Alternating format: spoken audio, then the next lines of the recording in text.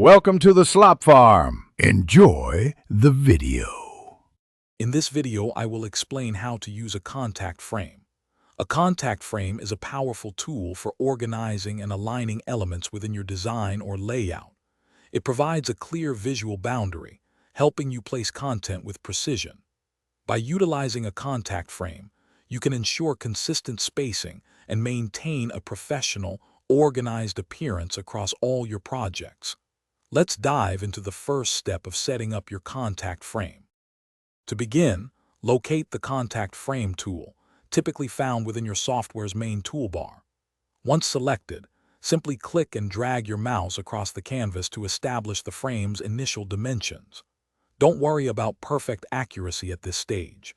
You can easily refine its size and position.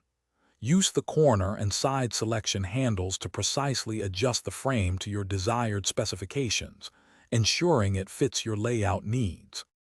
Now that your contact frame is set up, it's time to add your content. This is usually as simple as dragging and dropping images, text boxes, or other elements directly into the frame. The content will often automatically snap or fit within the frame's defined boundaries, making alignment effortless. You can then resize or reposition individual elements inside the frame, giving you full control over their appearance and arrangement. For more advanced layouts, consider linking multiple contact frames together, allowing content to flow seamlessly from one to another.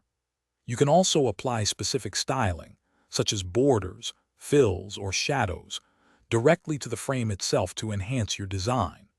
Furthermore, integrating grid systems within your contact frames can help you achieve highly organized and complex layouts with precise alignment, elevating your design capabilities significantly.